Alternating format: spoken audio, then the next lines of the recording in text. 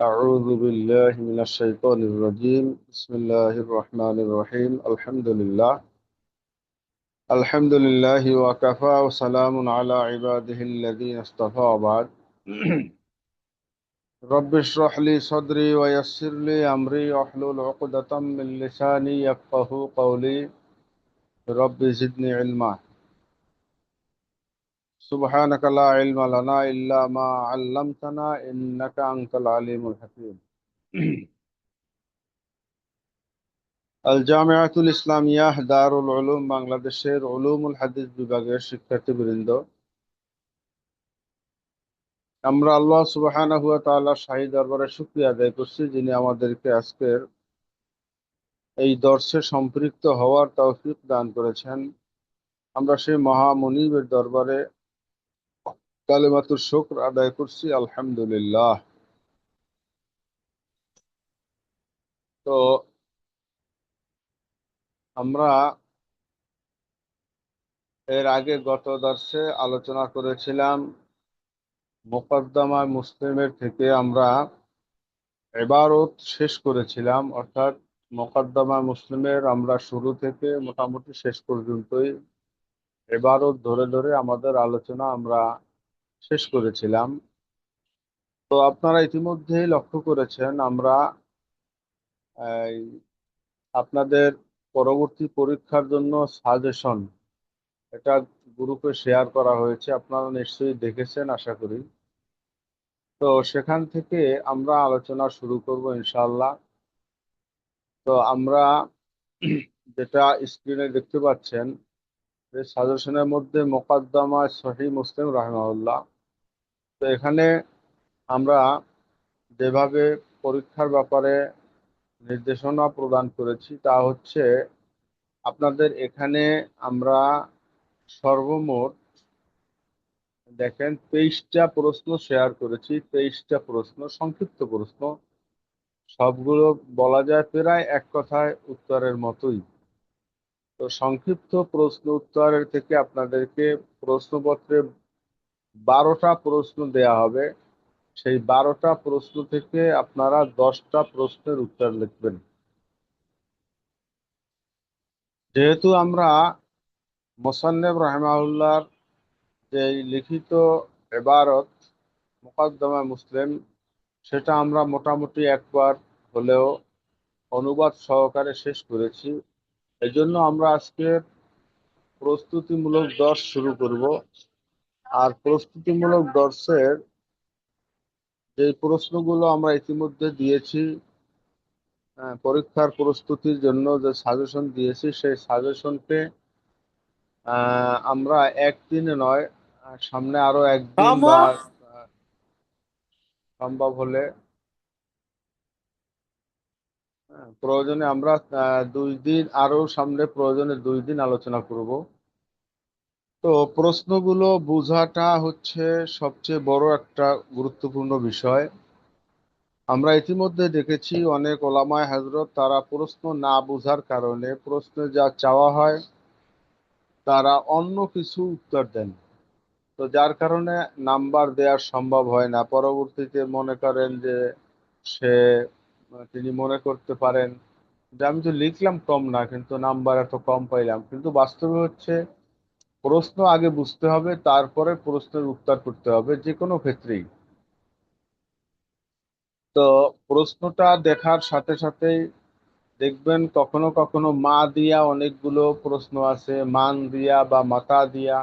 এটা দেখলেই কিন্তু আপনি একটা প্রশ্ন সম্পর্কে ধারণা পাবেন না, বরং প্রশ্নটা পুরোপুরি আপনি পড়বেন।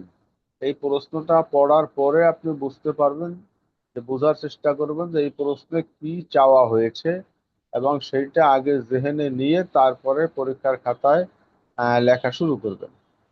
তো আমরা ধারাবাহিকভাবে শুরু থেকেই কিছু প্রশ্নের উত্তর নিয়েই আজকে সরাসরি আলোচনা করব।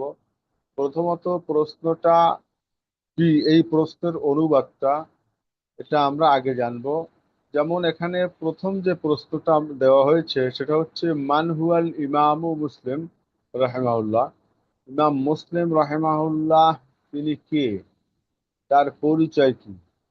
তো এখানে ইমাম মুসলিম রাহিমাহুল্লাহর পরিচয় দিতে গেলে আমরা তো আপনাদের মনে আছে নিশ্চয়ই প্রথম একটা দার্স আলোচনাই করেছিলাম ইমাম মুসলিম রাহিমাহুল্লাহর জীবনী। তো সেখানে তার পরিচয় দিতে গেলে কি আপনি পুরো জীবনী লিখবেন? না, এখানে আপনার জন্য 4 নম্বর বরাদ্দ আছে। এই 4 নম্বরের উপযোগী করেই আপনি উত্তরটা করবেন।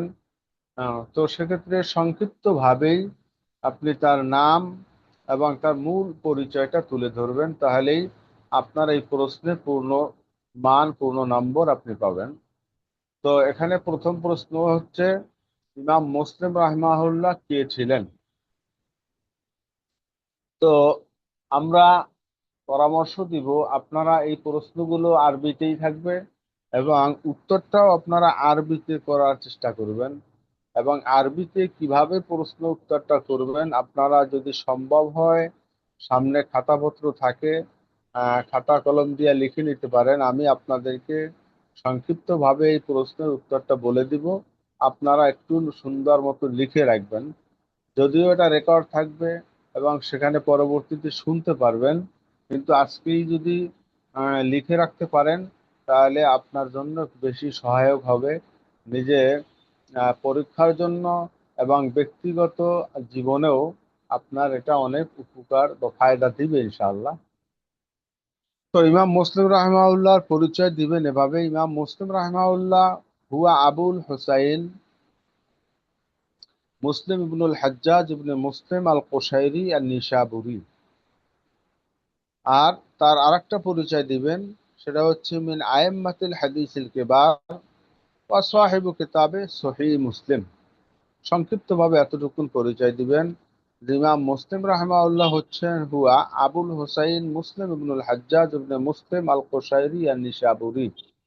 তো ইমাম মুসলিম বলতে আমরা বুঝি যার কুনিয়া ছিল আবুল হুসাইন এবং আসল নাম হচ্ছে মুসলিম, পিতার নাম হাজ্জাজ, দাদার নামও মুসলিম আল কোশাইরি আর নিশাবুরি। আর ওনার সবচেয়ে বড় একটা পরিচয় হচ্ছে উনি বড় মাপের একজন হাদিসের ইমাম ছিলেন, হাদিস শাস্ত্রের একজন ইমাম তিনি ছিলেন। আর অসাহিবু কেতাবে সহিহ মুসলিম, আর তিনি হচ্ছেন সহিহ মুসলিম কেতাবের প্রণেতা। সহিহ মুসলিম এই কেতাবখানা তিনি সংকলন করেছেন, তিনি এই কেতাবখানা তালিফ করেছেন। তাহলে আবারও আমরা যারা যদি লিখে থাকি তাহলে লিখব, আম, আল ইমাম মুসলিম হুয়া আবুল হুসাইন মুসলিম ইবনুল হাজ্জাজ ইবনে মুসলিম আল কুশাইরি আন নিশাবুরি মিন আইম্মাতিল হাদিসিল কিবার ওয়া সাহিবু কিতাবে সহিহ মুসলিম। এতটুকুন আমরা লিখব 4 নম্বরের জন্য। তো আশা করি যারা লিখতেছেন তারা লিখতে পেরেছেন। না যদি পারেন তাহলে আমাকে বলবেন, আমি ইনশাল্লাহ মাইক অন করে বলবেন, আমি ইনশাল্লাহ পুনরায় বলে দিব। একটু এখানের ধারাবাহিকতা অনুযায়ী 1 নম্বর প্রশ্নের উত্তর ইতিমধ্যে আমরা জানলাম, এটা ইনশাল্লাহ লিপিবদ্ধ করব। আর যদি কেউ আরবিতে লেখা লিখতে না চান, লিখতে না পারেন, তো সেক্ষেত্রে আমরা যে তর্জমাটুকুন করলাম সেই তর্জমাটুকুন সুন্দর করে লিখে দিবেন। আচ্ছা, তর্জমাটুকুন লিখতে গেলে যে ইমাম মুসলিম হচ্ছে মুসলিম, তার নাম হচ্ছে তার মুসলিম ইবনুল হাজ্জাজ ইবনে মুসলিম, হ্যাঁ, আল কোশাইরি আর নিশাবুরি, যার কুনিয়া ছিল আবুল হোসাইন। তিনি কি ছিলেন? আইম্মাতুল হাদিসিল কিবার, তিনি বড় একজন হাদিস শাস্ত্রের বড় একজন ইমাম ছিলেন। আর তিনি সহিহ মুসলিম এই কিতাবের প্রণেতা। 2 নম্বর যে প্রশ্ন, মাতা তুফিয়াল ইমাম মুসলিম রাহিমাহুল্লাহ, ইমাম মুসলিম রাহিমাহুল্লাহ এর ইন্তেকাল হয়েছিল কখন?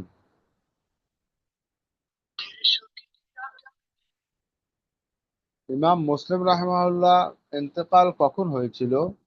তো সেখানে উত্তর লিখতে গিয়া যদি এই প্রশ্ন আসে, উত্তর লিখবেন এভাবে যে তুফিয়াল ইমাম মুসলিম রাহিমাহুল্লাহ তাআলা আহ, সানাতা 61 مئتين للهجرة وكان عمره نحو 55 سنة।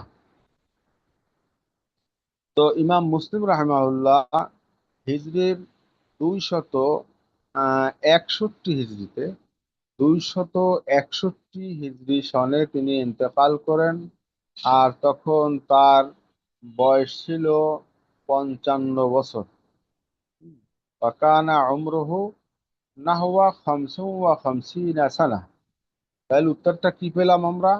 তুওফিয়াল ইমাম মুসলিম রাহিমাহুল্লাহ তাআলা সানাতা ইহদাম ওয়া সিত্তিনা মিয়াতান মিয়াতাইন লিল হিজরা ওয়া কানা উমরুহু নাহওয়া খামসুন ওয়া খামসিনা সানা। তো ইমাম মুসলিম রাহিমাহুল্লাহ তিনি ইন্তেকাল করেছেন 261 হিজরি সনে, এবং তখন তার বয়স ছিল 55 বছর।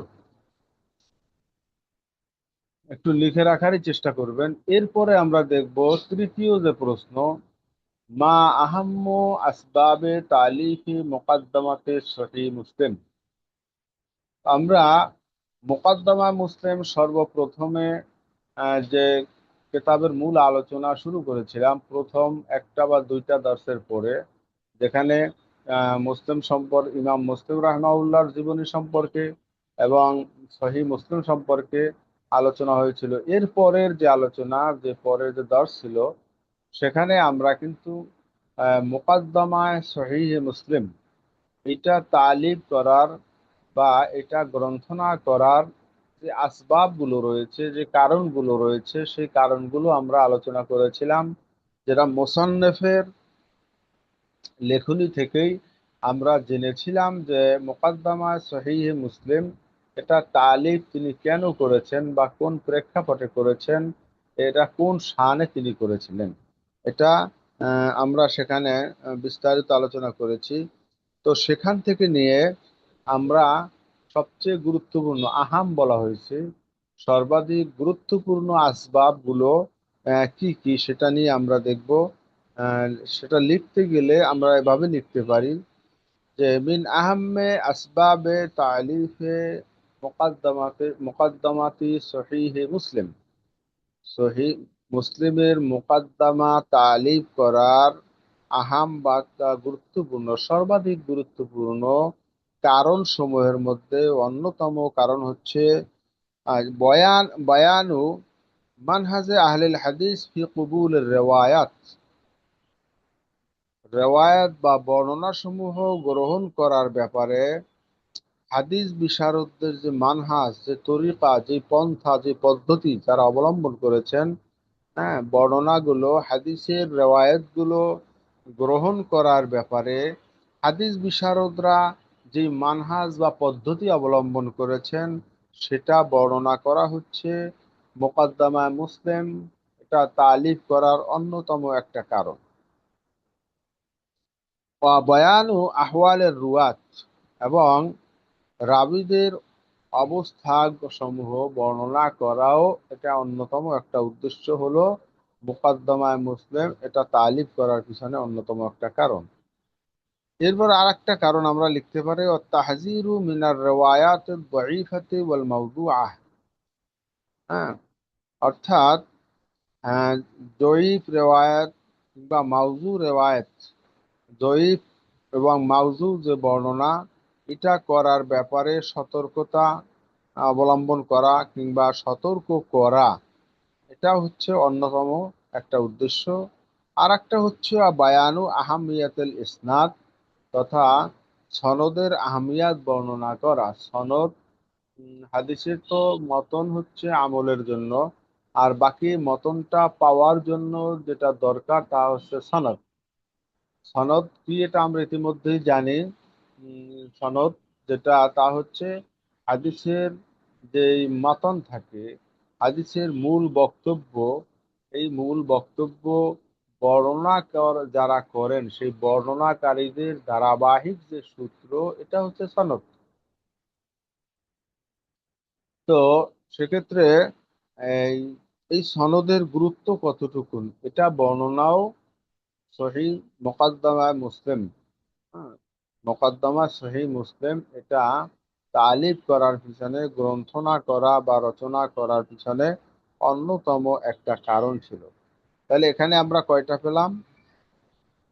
যে মোকদ্দমা সহিহ মুসলিম এটা রচনা করা কিংবা তালিফ করার পিছনে যে কারণসমূহ রয়েছে তার মধ্যে সবচেয়ে গুরুত্বপূর্ণ কারণ এক নম্বর হচ্ছে বায়ানু মানহাজে আহলিল হাদিস ফি কবুল রেওয়ায়াত, রেওয়ায়াত তথা হাদিসের বর্ণনাগুলো গ্রহণ করার ব্যাপারে আহলে হাদিস তথা হাদিস বিশারদগণ, হাদিস শাস্ত্রের পণ্ডিতগণের যে মানহাজ, যে পন্থা, যে পদ্ধতি, এই পদ্ধতি বর্ণনা করা হচ্ছে অন্যতম একটা উদ্দেশ্য।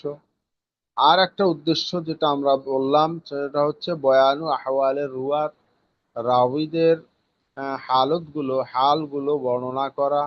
এরপরে আরেকটা হচ্ছে তাহজির মিনার রওয়ায়াত দঈফাতু আল মাওদুআ, হাদিসে জয়ীফ, হ্যাঁ, মাউজু রেওয়ায়ত, জয়ীফ রেওয়ায়ত গুলোর ব্যাপারে সতর্ক করা। এরপরে আরেকটা আমরা বলেছি বয়ানু আহমিয়াতুল ইসনাদ তথা সনদ সমূহ, সনদ সমূহের যে আহমিয়াত, সনদের যে গুরুত্ব, এই গুরুত্ব বয়ান করা, এটা অন্যতম একটা উদ্দেশ্য মোকদ্দমা সহিহ মুসলিম এটা রচনা করার কিংবা এটাকে তালিফ করার অন্যতম একটা কারণ। তো আমরা এই তিনটা প্রশ্নের উত্তর জানলাম। এবারে আমরা দেখব 4 নম্বর যে প্রশ্ন। 4 নম্বর প্রশ্ন হচ্ছে মা মানা কাউলিহি আল ইসনাদু মিনাদ্দিন। আমরা মোকদ্দমা সহিহ মুসলিমের মধ্যে একটা বাবই দেখেছি, সেখানে বাবু আল ইসনাদু মিনাদ্দিন, যেখানে বলা হয়েছে যে হাদিসের মতনের যে সনদ, এই সনদ এটাও দ্বীনের অন্তর্ভুক্ত। হ্যাঁ, সনদের যে মতন এটা দ্বীনের অন্তর্ভুক্ত বলা হয়েছে। কারণ আমরা এখানে বিস্তারিত আলোচনা করেছি, আমরা শুনেছি যে তন্মধ্যে অন্যতম গুরুত্বপূর্ণ কারণ হিসেবে তুলে ধরা হয়েছে তা হচ্ছে আপনি যেই মতন বা যে হাদিস গ্রহণ করবেন, দেখেন সেই হাদিসের মধ্যে সেই হাদিসখানা কি আসলে জয়ীফ হাদিস নাকি মাউজু হাদিস নাকি সহিহ হাদিস, এটা বুঝবেন কেমনি? একটা বক্তব্য, একটা কাউল, হ্যাঁ, তো এই বক্তব্যটা তো আপনার আল্লাহর হাবিব সাল্লাল্লাহু আলাইহি সাল্লামের কিংবা সাহাবায়ে কেরামের কিংবা তাবেঈনদের হতে পারে, আবার এটা অন্য কারোর কোনো কাউল, এটাকেও কিন্তু তাদের নামে চালিয়ে দেওয়ার আশঙ্কাও আছে। তো সেক্ষেত্রে যদি নির্ভরযোগ্য সূত্র থাকে, সনদ থাকে, এবং সেই সনদের মাধ্যমে যদি আমরা অবগত হতে পারি যে এই বক্তব্যটা যে আল্লাহর হাবিবের, সেটার প্রমাণ হচ্ছে আল্লাহর হাবিবের অমুক সাহাবী বলছেন যে এটা আল্লাহর হাবিব বলেছেন, তো সেই সাহাবীর থেকে যেই তাবি শুনেছেন, সেই তাবির থেকে যেই তাবিন শুনেছেন, পর্যায়ক্রমে আমাদের পর্যন্ত যেই একটা ধারাবাহিক সূত্র, এই সূত্রের মাধ্যমে আমরা নিশ্চিত হতে পারবো যে এটা আল্লাহর হাবিবের কাউল বা এটা সাহাবায়ে কেরামদের হাদিস কিংবা এটা তাবেঈনদের কাউল। এভাবে করে নিশ্চিত হওয়া যাবে যখন নাকি একটা সূত্র থাকবে, যেই সোর্সে, যেই সূত্রে আমরা জানতে পারবো যে এই হাদিসখানা এটা আল্লাহর হাবিব সাল্লাল্লাহু আলাইহি ওয়াসাল্লামের জবানের।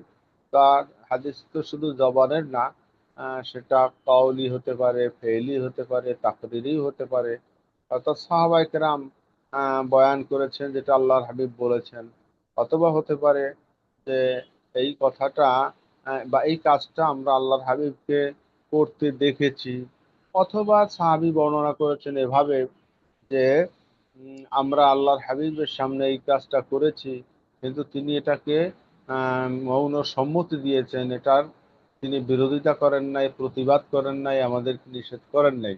এটা তাকরিরি।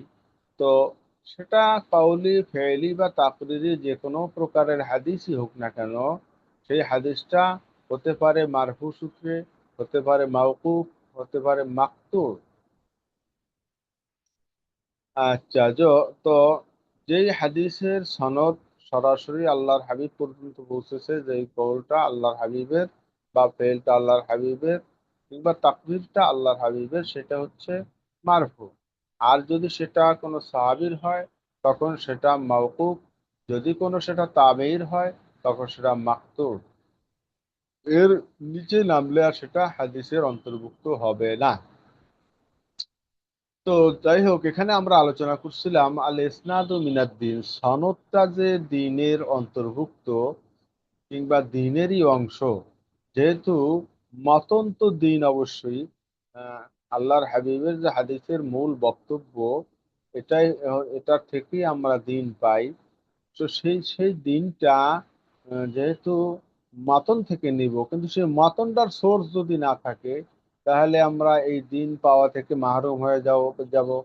আবার এই দিনের মধ্যে বিভিন্ন মাউজু, অর্থাৎ এক কথায় বিভিন্ন ভেজাল ঢুকবে। তো সেই ভেজাল প্রতিহত করার জন্য যেহেতু সনদ বা সোর্স আমাদের জন্য খুব জরুরি, এ কারণে সনদ এটাও দিনের অন্তর্ভুক্ত। তো এখানে আরবিতে যারা লিখবেন তারা এভাবে লিখতে পারেন, মানাহু আন্নাল ইসনাদা জুজউন আসাসিয়ুন মিন দীনিল ইসলাম।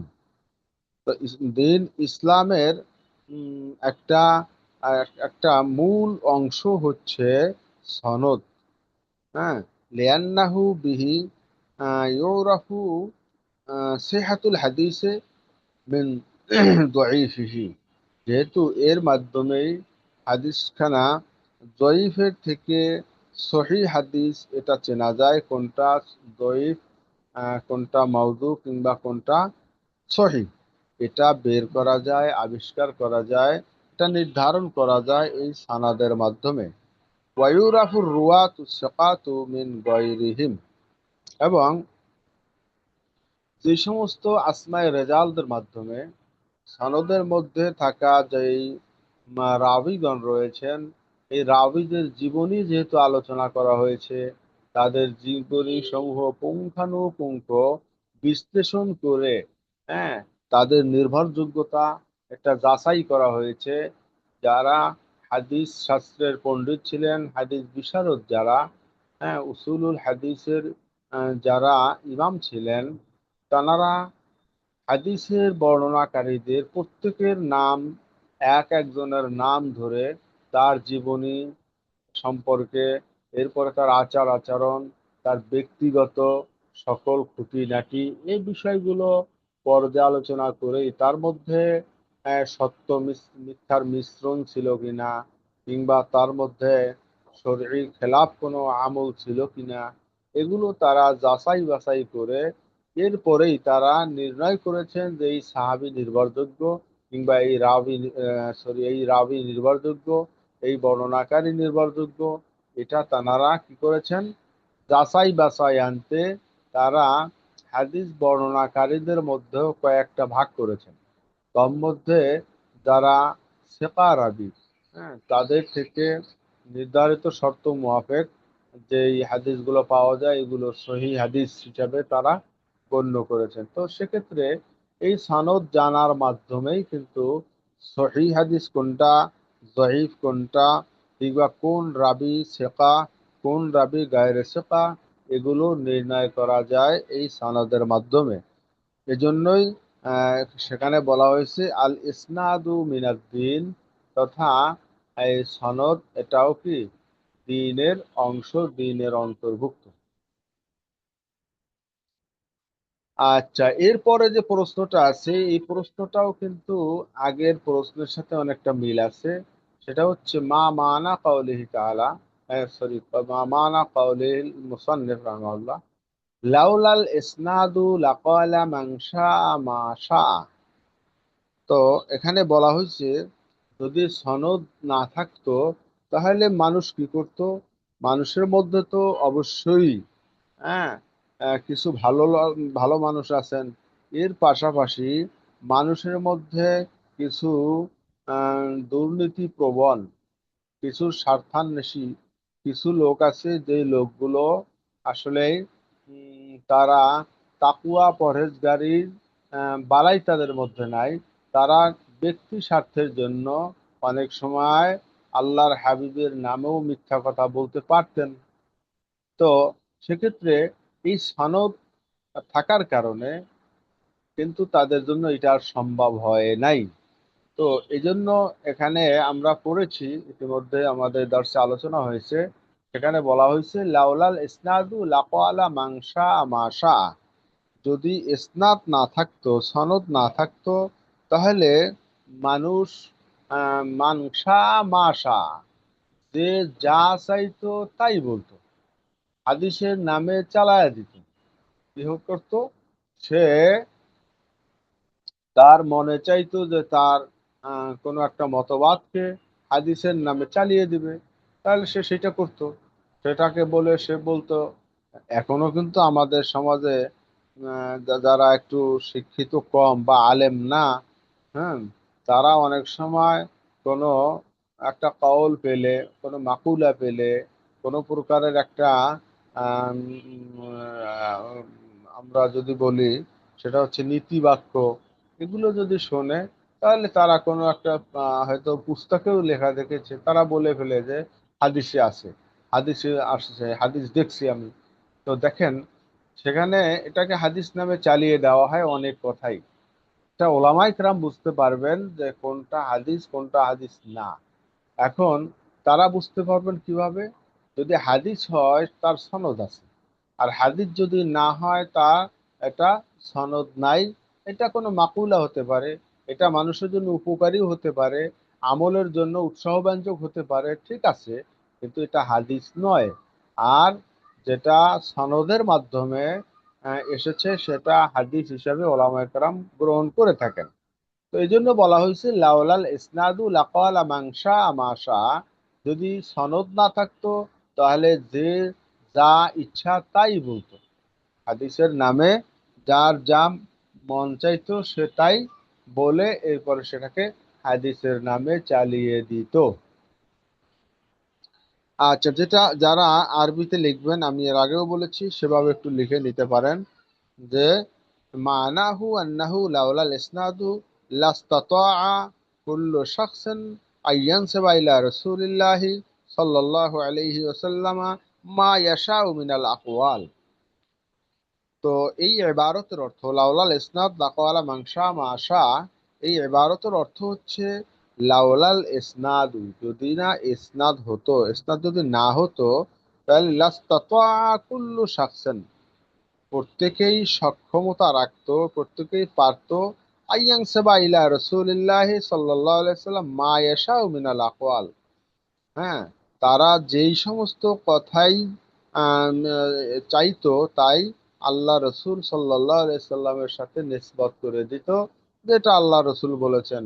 যেটা আমরা দেখি যে ইয়াহুদি খ্রিস্টানদের মধ্যে, ইয়াহুদি নাসারাদের মধ্যে, তারা তাদের নবীকে, এক তো তারা নবীকে কি বানাইছে, আল্লাহর পুত্র ইত্যাদি ইত্যাদি বানাইছে। তারপরে তারা মন গড়া কথা তারা নবীদের নামে বা তাদের ভাষায় তাদের গড বা ঈশ্বর তার নামে চালিয়ে দিয়েছে। যেহেতু তারা, তাদের মধ্যে সনদের সংরক্ষণ ছিল না, হ্যাঁ, এটা সূত্র তারা কি করে নাই, সংরক্ষণ করে নাই। আর এই জন্য ইসলামকে আল্লাহ তাআলা কিয়ামত পর্যন্ত কায়েম রাখবেন। আর সেই কায়েম রাখার জন্য আল্লাহ তাআলার ইচ্ছাই আল্লাহর বান্দারা তারা সনদ সংরক্ষণ করেছে, যেই সনদের মাধ্যমে এ ধরনের ভেজাল প্রবেশ করার থেকে, ভেজাল প্রবেশ করানো থেকে হাদিসকে হেফাজত করা হয়েছে। তো যাই হোক, আমরা জানলাম লাউলাল ইসনাদু লাকাওয়ালা মাংসা মাশা ওয়ালাম্মা আমকানা তামিজ বাইনা সহিহ ওয়াল বাতিল। যদি সনদ না থাকতো, তাহলে সহিহ এবং বাতিল, এই দুই প্রকারের হাদিসের মধ্যে তামিজ করা, আহ, ব্যবধান করা, পার্থক্য করা যেত না। অর্থাৎ সনদ থাকার কারণেই এই হাদিসখানা সহি, কিংবা এখানা জয়ীফ, কিংবা এই হাদিসখানা কি মাউজু, এটা বলা যায় সনদের উপরে বেশ করে। হুম, সনদের উপরে নির্ভর করে এ কথাটা বলা যায়, কিন্তু যদি সনদ না থাকতো তাহলে এটা সম্ভব ছিল না। আচ্ছা, আজকে এরপরে আমরা আরেকটা প্রশ্নের উত্তর জানবো, তা হচ্ছে মান হুয়া রাবি সেকা। তা আমরা এতক্ষণ যে সেকা রাবি নিয়ে আলোচনা করলাম, এখন এখানে প্রশ্ন হচ্ছে সেকা রাবি কে? অর্থাৎ সেকা রাবি যে বলা হলো, তাহলে সেকা রাবি কাকে বলে, সেকা রাবির পরিচয় কি? তো এখানে আমরা আরবিতে যারা লিখবো তারা এভাবে লিখতে পারি: আর রাবি সেকাতু হুয়া মান জামা বাইনাল আদালতি ওয়াজ জব্ত ফাকানা মুস্তাকিমুদ্দিন যাবিতান লিমা ইয়ারবি। অর্থাৎ রাবিউস শেখা হচ্ছেন তিনি যার মধ্যে আদালত এবং জব্ত এটা একত্রিত হয়েছে। কয়টা জিনিস? আদালত এবং জব্ত। আদালত, জব্ত, এই দুইটা জিনিস আমরা পর্যায়ক্রমে জানবো। আদালত কি, জব্ত কি, এটাও ইনশাল্লাহ সামনে আলোচনা হবে। তো আদালত এবং জব্ত, এই দুইটা গুণ যার ভিতরে সন্নিবেশিত হয়েছে, এই দুইটা গুণ যার ভিতরে একত্রিত হয়েছে, এই রাবি হচ্ছেন সেকা রাবি। হুম। এবং তার বর্ণিত, তার বর্ণনাগুলো হচ্ছে অত্যন্ত নির্ভরযোগ্য এবং সুদৃঢ়। অর্থাৎ তার মধ্যে কোনো প্রকারের মিথ্যা বা কোনো প্রকারের কি বলে, কোনো প্রকারের মাউজু কথা বলা, আল্লাহর হাবিবের নামে মিথ্যা কোনো কিছু চালিয়ে দেয়া, এরকম কোনো সম্ভাবনা যার দ্বারা যার মধ্য থেকে নেই।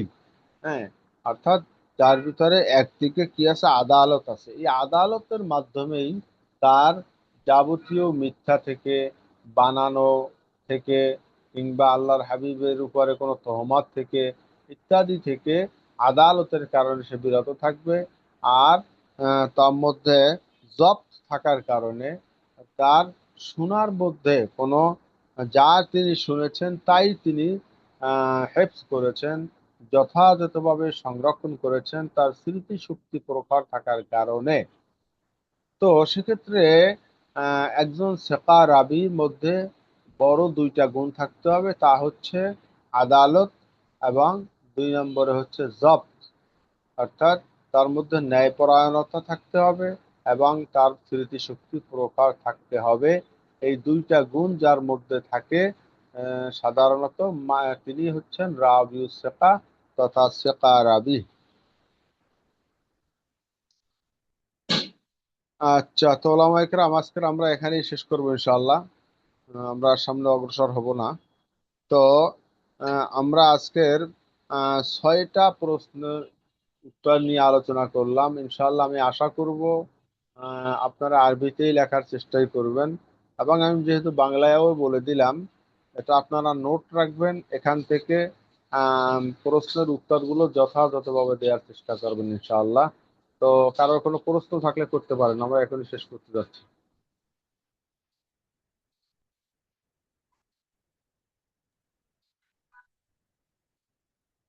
আসসালামু আলাইকুম। আছে কারো কোনো প্রশ্ন? হুজুর, এই ক্লাস কি আর সামনে চলবে? জি জি, চলবে। না চললে আমরা বাকি প্রশ্নগুলো রয়ে গেছে না, এই বাকি প্রশ্নগুলো আমরা একটু আলোচনা করবো তো ইনশাআল্লাহ। তো রেকর্ডটা আমাদেরকে দিলে একটু সুবিধা হতো। রেকর্ড তো দেওয়াই হচ্ছে, রেগুলারলি তো রেকর্ড দেওয়া হয়। আর বাকি আমি তো চেষ্টা করলাম আপনারা যাতে লিখে রাখতে পারেন। রেকর্ড যদি সামনে নাও পান বা ওপেন করতে নাও পারেন, তারপরেও যেন লিখতে পারেন, এই চেষ্টাই তো আমরা করলাম। এই জন্যই তো প্রশ্ন ধরে ধরে লেখছি, উত্তরগুলো কিছু কিছু আমরা আর লেখছি, যে কিছু কিছু কিছু কিছু লিখেছি, এর মধ্যে যেগুলো একটু আছে একটু মিলাইতে নাকি। বুঝি না, স্পষ্ট একটু বললে সুন্দর হয়। বলছিলাম তো লেখছি কিছু কিছু, কিন্তু ওই রেকর্ডের সাথে মিলাইতে চাচ্ছিলাম আর কি। আচ্ছা আচ্ছা, হ্যাঁ ঠিক আছে, এটা তো ভালো। তাহলে লেখারই চেষ্টা করবেন সাথে সাথে। আর পরবর্তীতে রেকর্ড ইনশাল্লাহ গ্রুপে শেয়ার হবে। আমি তো দেখেছি শেয়ার করা হচ্ছে। আমাদের মোহতারাম আহ, আহ, রইসুদ্দর্শ যিনি তিনি তো এটা শেয়ার করে থাকেন। তো ইনশাল্লাহ মুদিরুদ্দর্শ এটা করবেন ইনশাল্লাহ। তো আজকের জন্য আমরা এখানেই শেষ করছি। সুবহানাল্লাহি ওয়া বিহামদিহি, সুবহানাল্লাহিল আযীম। সুবহানাক আল্লাহুম্মা বিহামদিকা আশহাদু আল্লা ইলাহা ইল্লা আনতা আস্তাগফিরুকা ওয়া আতুবু ইলাইক। আসসালামু আলাইকুম ওয়া রাহমাতুল্লাহ। ওয়ালাইকুম আসসালাম।